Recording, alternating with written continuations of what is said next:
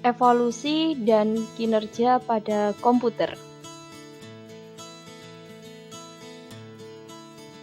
Setelah komputer menerima informasi masukan digital dan mengelola informasi tersebut, maka seperangkat instruksi yang tersimpan dalam komputer tersebut dan menghasilkan keluaran informasi yang dihasilkan setelah diolah.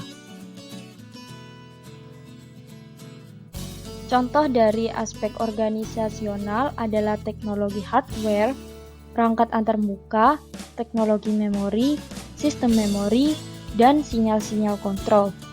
Sementara contoh dari arsitektur komputer adalah set instruksi, aritmatika yang digunakan, dan juga teknik pengamatan. Pada awalnya, komputer bukanlah alat yang diciptakan untuk berbagai kegunaan seperti yang kita amati pada zaman sekarang.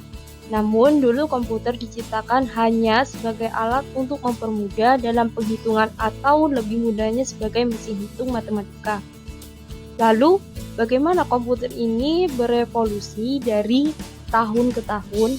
Mari kita simak penjelasannya. Fakuntup pada komputer generasi ini yang diperlukan amatlah banyak agar komputer dapat digunakan secara tepat, dan ukuran komputer generasi pertama ini sangatlah besar. Selain itu, ciri-ciri komputer ini memiliki program yang dibuat dalam bahasa mesin dan ukuran fisik komputer dan juga daya listrik yang cukup besar. Komputer pada generasi kedua memiliki daya listrik yang amat kecil dan juga bentuknya relatif kecil. Komputer ini menggunakan memori sekunder berupa magnetic tape, menggunakan bahasa pemrograman Fortran, COBOL, dan juga ALGOL.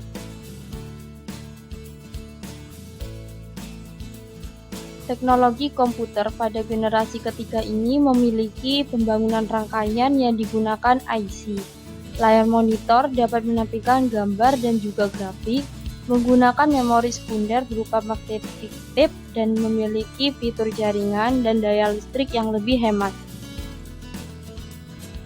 Ciri-ciri komputer generasi keempat ini yaitu menggunakan large scale integration yang merupakan pemadatan beribu IC yang dijadikan satu dalam sebuah kepingan IC yang disebut dengan chip.